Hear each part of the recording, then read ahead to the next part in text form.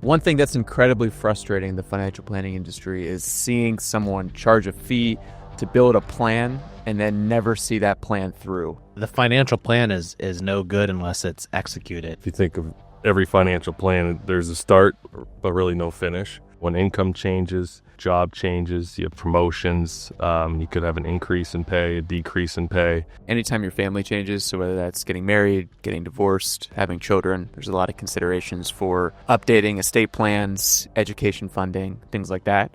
A new administration means new policy, means new tax law. This realistically could be changing every 4 years. So making sure that your plan is adjusting with that, taking advantage of those, and it's not just a set it and forget it type of financial plan. So financial planning is such a huge paradox, strengths and weaknesses, and how they work against each other. It just requires so much thought, so much calibration. The difference between having a good financial planner and a salesperson is a good financial planner, they're going to have the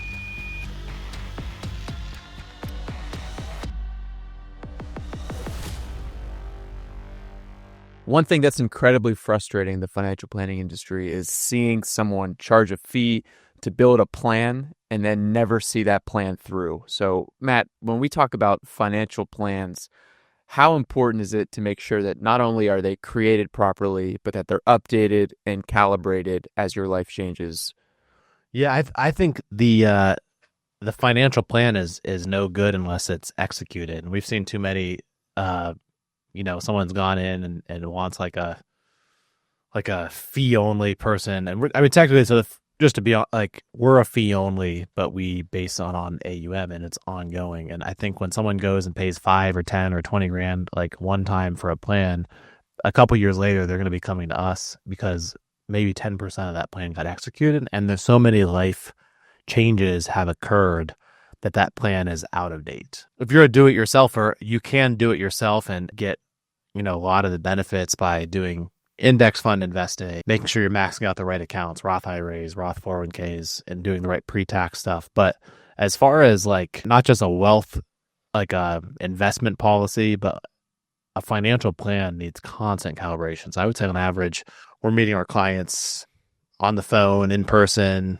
between 2 to 10 times per year. So yeah, let's talk through some of the reasons for that. So give us some examples of when, specifically like obvious examples when calibration is needed. I mean, I think right from the start, if you think of every financial plan, there's a start, but really no finish. So you constantly have to calibrate, talk to your clients, and they have to be proactive too in talking to you because there could be some things that happen in their life that we don't know, right? So if we meet with them 2 or 3 times a year and go through all that stuff and stay proactive and on top of it, not reactive, I mean, that's how you effectively create one. Completely agree. So yeah, let's talk through some specific examples. I mean, some of the examples of collaboration are, when income changes, job changes, you have promotions, you could have an increase in pay, a decrease in pay. So income changes specifically, like there could be, we found with doctors, executives, when income changes and tax withholdings, elections stay the same, there's typically going to be some big tax surprises, right? Because they're used to a certain tax bracket. Let's say someone jumps from 300 to 500, and part of the jump is a big bonus, and that bonus is getting withheld at their prior rate, 24 versus 32, 8% of 100. That's there can be $15,000, $20,000, $50,000 tax surprises we see all the time if RSUs are vesting, etc. So I was going to say real quick, that's the financial side of things. There's also the psychological side of things. When you have that doctor that jumps from 300K to 500K, it's preventing that lifestyle creep, right? It's making sure that they have control of that money temperature, because a $200,000 increase in salary, it's very easy if there's not the right systems in place to see that difference get spent. So making sure that there's a budgeting system in place and there's a plan in place for those increased dollars is super important, not just on the financial side, like you mentioned, but psychologically as well. Yeah. And I think if without a financial planner, if someone was going to a fee-based plan, after a year of, having an income increase, it's almost too late, because life is like a temperature gauge, and you're going to get used to that new paycheck. And before you know it, if you don't call shotgun on where that money's going, life's going to call shotgun for you. And next thing you know, it's all getting, $200,000 increase in pay may seem like a lot, but $10,000 to $12,000 a month with, new cars and new house renovation and maybe, kids going to private school, it can go like pretty quickly. So working with a financial planner proactively in advance could mean the world for, some of that income actually going to work in the future, but also some of that income enjoying your life today and having the blessing from someone's perspective that's running the numbers and making sure that you're setting up the future, but also not oversaving or undersaving. It's really a sweet spot you have to reach that very few people do. So Ben, give us some other examples of when, obvious calibration is needed. Yeah, I would say anytime your family changes, so whether that's getting married, getting divorced, having children, there's a lot of considerations for updating estate plans, education funding, things like that. Buying and selling property would be another example, making sure that you're aware of all the tax implications. If you're selling a property or if you're buying a property, making sure that it is within your range. So working with a financial advisory team that can help you kind of put a low and a high end range based on your income of what house you can afford. We often see that that's a big mistake that people make, is buying too big of a house and feeling house poor. So making sure that you're working with the right team on that. What are the two, just to give the audience that, maybe that isn't as familiar with some of our prior content, what are the two stress tests that we recommend for that house purchase? Yeah, first one's super easy. It's just 2 times your gross income. So if you have 2 spouses in a working family, both make $200,000, $400,000 would be a reasonable house range. The second one's a little bit real quick in that example. So 400 total. So we 2x that would be $800,000 house. Correct. Right? There's a little bit of flexibility if someone's putting like half of the money down but that's for that reason. Because with that big of a house, you can have, there's maintenance, there's taxes, there's this upkeep that has to occur. So regardless of the down payment, a lot of the cost that you see in a house is actually hidden cost. It's not just necessarily your mortgage. It's the upkeep that needs to occur. It's the taxes, etc. So for that reason, we like our clients to pass 2 tests. So one is the 2X, and that leads right into, Ben, you were going to say the second one. Yeah, the second one is keeping your total housing payment less than or equal to 30% of your net take-home pay. Okay. So total housing payment, think mortgage, homeowners insurance, property taxes, all in, that should be less than or equal to 30% of your take-home pay. So if you're netting as a household, after taxes, after 401k come out, if you're netting $25,000 a month, you want to make sure that your housing payment's $7,500 or less. Okay, so $7,500 a month right now would probably equate to, in that example, I want to say like $900,000 to $1 million, assuming you put 20% down and assuming you're in a reasonable tax rate, like 1% to 2% of the total house value. That falls in line with like, okay, $800,000 would be the 2X. That 30%. Now, do you go with the higher? No, you got to meet both. If you want a financial plan that does not lead you to being house poor, you try to pass both those tests. Now, there's a little bit of flexibility if you're getting gifted family money or if the house is new and there's going to be minimal upkeep. There's a little bit of flexibility, but generally you want to be close around both those guardrails. I just want to go back for just 1 second. You said marriage, children, divorce. These are huge. So having a financial planner you can have a conversation with before getting married, talking about, money philosophy differences, talking about, are you going to handle your money separately? Are you going to handle your money together? Is there a prenup? Is there all of those conversations with a third party can be much easier. And then obviously a divorce can be catastrophic financially, but if you have a financial planner and you're able to make it amicable, work with both sides, figure it all out, that can be a huge value add as well. No question. But okay, so we talked about marriage, children, divorce, buying or selling a property. Drew, what are the next couple? Shift in personal goals. When you're dealing with any client, right, you're hoping to work with them for 20, 30, 40 years. So their goals are going to change every 2, 3, 4, 5, 6, 10 years. And that's one example. Tax law changes. And that's kind of why we have an in-house CPA group. And their job is to monitor that and be proactive and, the different tax laws that are coming down now. Yeah, if you had a financial plan that was a set it and forget it model from 5-10 years ago, a new administration means new policy, means new tax law. This realistically could be changing every 4 years. So making sure that your plan is adjusting with that, taking advantage of any new deductions, new credit opportunities, new loopholes, really important that you're taking advantage of those, and it's not just a set it and forget it type of financial plan. Yeah, no question. Let's talk about some of the big risks if you don't. So obviously, what we've seen a lot. Now we have seen, even recently, we've seen a lot of like do-it-yourself investors. They've come to us with 15, 20, 25 million. And these are people that, maybe sold a business. Maybe they were high income earning, saving, very disciplined and inside of kind of like ETF, low cost stock model. And so what we find as a result is that typically these clients, when you set it and forget it, they're going to be super overweight in certain segments of the market. US large cap have really taken off. And, maybe they max out their 401k. So I'm just thinking of a couple examples that we just met with. One couple, they're retired currently. They came to us and they've got, about $5 to $6 million in a pre-tax account. And they have about this client I'm thinking of had 17 million in a non-qualified account. And so they had purchased a couple of stocks, like, there was like an Apple and, back from when. And so their gain inside of that account was, I think their basis was 4 million. Their gain was 13 million. This client was late 70s. They had $6 million. So their RMDs were approaching like $400,000 a year. And so what were they spending? About $100,000 a year. So what was happening when they met us is they weren't touching this account.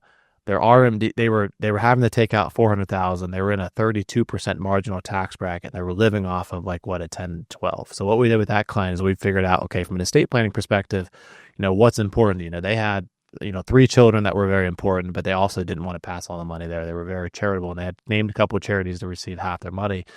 And so what we found is they were paying like triple the amount of taxes they had to right now for their lifestyle needs. So through a financial planning process, what we were able to do is say, hey, you guys could afford to 5-6x your income if you wanted to. They were interested in going up a little bit, but not dramatically. Roth conversions, coinciding with donor advised contributions, so they could lower those RMDs and start getting more active with those charities while they were living and getting the tax benefit now. Because the tax benefit when they die, it's all going tax free anyway, so might as well get that tax benefit to improve your situation today, take care of these large RMDs, and then their step up in basis considerations. Anyways, the planning was endless. So this client did very well do-it-yourself investing for the last like 40, 50 years.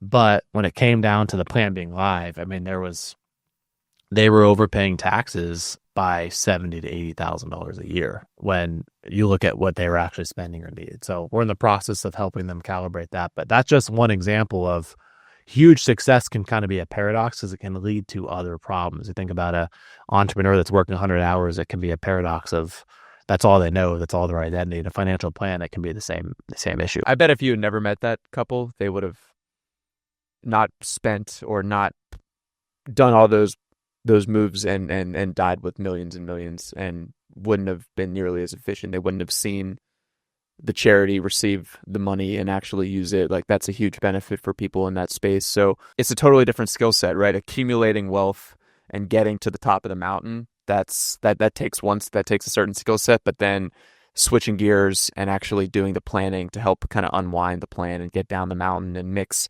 spending and charitable and gifting, that takes a totally different skill set. So just because you were good at getting to the top of the mountain doesn't mean you're going to be good getting down the mountain. Yeah, and I think the difference between having a good financial planner and a salesperson is a good financial planner that's going to calibrate through these. They're going to have the perspective of other clients. They're going to be really a thought partner with you. So, for example, most people, in their 40s or 50s that are worth $5 or $10 million, they don't realize that they've already earned the last dollar they're going to spend, right, at that point, because they've gotten there through such disciplined savings that it's really going to be hard for them to break that and really give themselves permission. So having a thought partner to start realize that they're not saying it's a bad habit. It's just, here's the situation. Here's your superpower. That's not necessarily going to be a superpower, because then if you're at your deathbed at 90 and you're worth $50 million and you've split your Chipotle bowls with your wife your whole life, like, was that a good financial plan? If the numbers are most important, then yes. But if that money is truly supporting your life by design, and you having a thought partner to figure that out, of like, hey, what's this for? And then there's the paradox of if they overaccumulate and then they have the kids, are they going to ruin the kids? If they've kept that private and suddenly their kids, when they're 40 or 50, inherit all this money and spend it and lose motivation, etc. So financial planning is such a huge paradox, strengths and weaknesses, and how they work against each other. It just requires so much thought, so much calibration, tax-wise, investment-wise, diversification, but also just philosophically, I found matching that inside of the tax law and matching that inside of the portfolio management, etc. Yeah. Realistically, a one-time financial planning engagement doesn't really address anything that you just said, because that's Yeah. 15, 20 years of distributions and planning and charitable contributions and tax changes and a one-time fee to build a plan for someone is not really addressing any of that.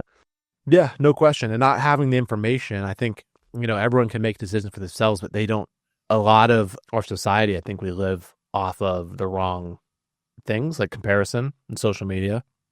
It's kind of this fear and scarcity mindset, which is forcing people to really think, I need to save double or triple what I need to. And so I think what would fix a lot of these issues is having the education, having the knowledge of, hey, I'm going to be set. I could take the accelerator down, pump the brakes a little bit, and not ruining our kids means let's spend more time. Let's you as parents educate the kids, have them become financially literate, pass your values, not necessarily a lot of money, and have it be this taboo hidden. Or from a charity perspective, if you don't have kids, is if charities, if your net worth is that important, and you don't want to it's all going to go to charity, then get involved with those charities today. Get involved with those charities today, and probably if you're that successful, you have this business acumen that could really help if you not only financially give to the charities, but get physically involved as well. But having a financial planner to illustrate what's going to happen without calibration is going to be very important. We've just seen so many situations of over accumulation, privacy, which is, again, we recommend stealth wealth, that it becomes a giant paradox at the end of life, or when you do retire. And if you could go back and change things and work with a financial planner in your 30s, 40s, and 50s, get the same financial security result, but having no regrets, we would define it as a success, obviously. Yeah, going back to that story, Matt, how did the clients feel when you were able to strategize with them and save that money? Yeah, I think there's definitely, a lot of disagreements that from that surface from the wife and the husband. It's typically the wife is a lot of bit smarter, let's start spending this money. Why are we hoarding all this money? But yeah, I think it was a very tough conversation.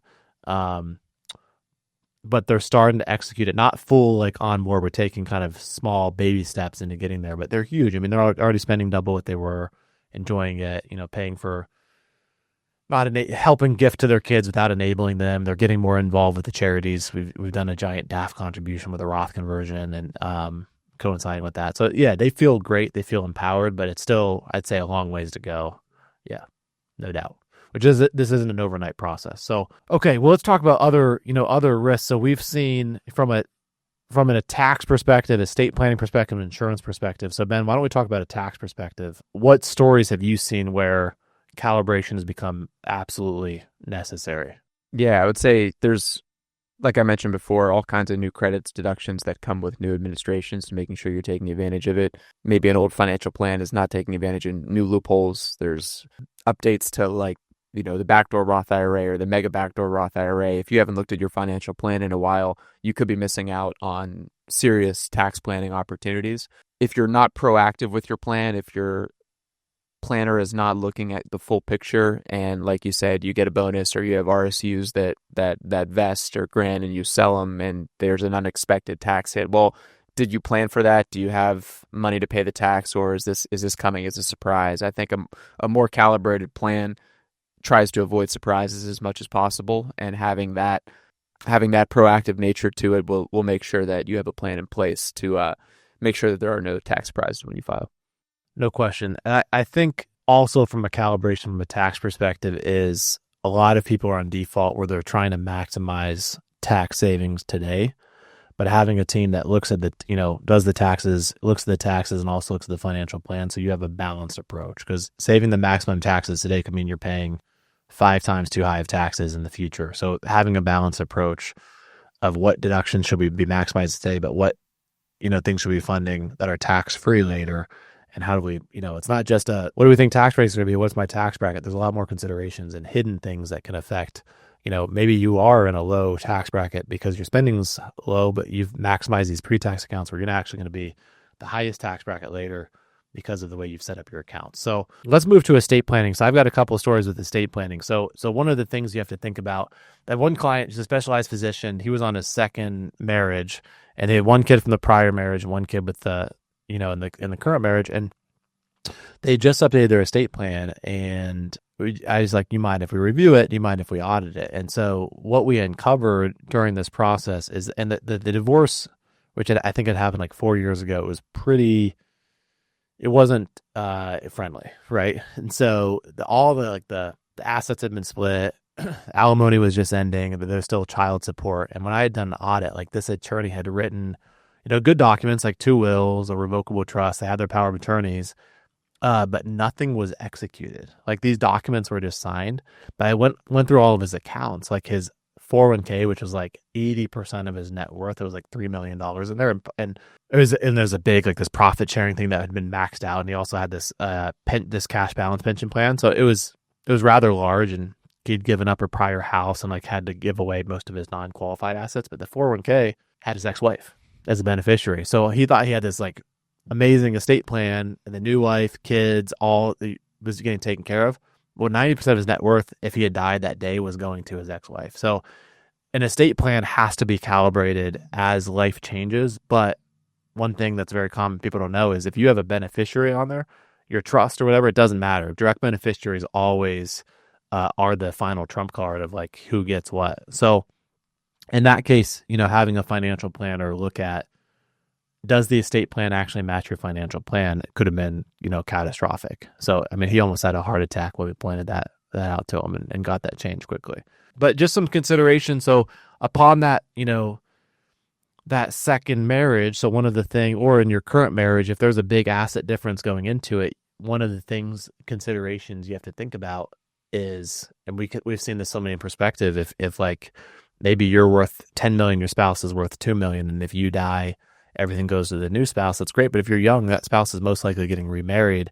And so what you thought was going to your kids is now going to that spouse's new spouse, or half of it is. So there's all these, considerations and calibration of life changes you have to think about and address. Like, are your concerns, are your intentions actually going to be carried through? And do you have a thought partner to work out all of those, what ifs, or making sure things are set and secure? Yeah. One thing I would add to that, and it's a similar story, is if you're doing any trust planning, and the whole point of the trust planning is to benefit your beneficiaries, which are typically your children. As your children get older and as you see them grow, you'll start to get a better understanding of how financially responsible they are, or how, if they need certain considerations, if they need more help. Too often I'll see like a trust that's set up that it just goes, if someone has 3 kids, a third, the kids are young, that's fine. But then as they get older, maybe one kid needs a little bit more help, or one kid is ready to be their own trustee. And these things just aren't updated. And so the whole point of the trust planning is making sure that the money gets to the next generation in the most efficient way possible.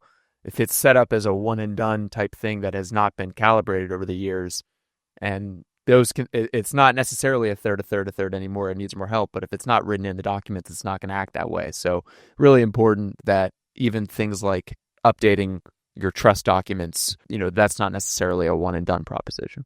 And I have one story too, getting back to 401ks and managing it. I had a client come in, and the client didn't realize in the 401k that he's been 20% in cash for the last 15 years. Mm-hmm. So literally making that one little adjustment could have had that client have a lot more money than just being in cash and making 0%. No question. That's why we manage the 401ks through our custody platform. Very, very important. Well, let's move to insurance. I know insurance is very important, especially for young families or for high net worth, for estate planning. But, not reviewing insurance, like saying, oh, we purchased a term insurance or a permanent policy and let's just set and forget it. This should be revisited at least every other year, in our opinion. So, Ben, give us some examples of when this would need calibration. Yeah, as your life changes, as your family grows, your total insurance need will change. So making sure that you're constantly monitoring what your actual income need is, if God forbid something happened to you, what liabilities need paid off, what are your education goals for your kids? Do you want to fund 4 years of undergrad plus postgrad? Like, that's all gonna calibrate and update how much insurance you actually need. And then making sure that your plan speaks to that. Like as your cash flow changes, do you have not only the right amount of insurance, but do you have the right types of insurance, whether that's term insurance, permanent insurance, whether it's a combination of the two.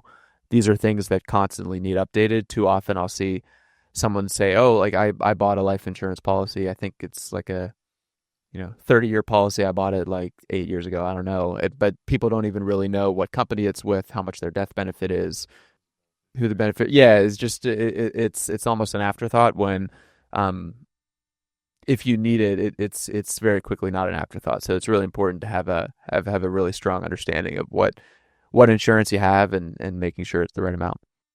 No question. Yeah, and I was going to add to that kind of with disability insurance too.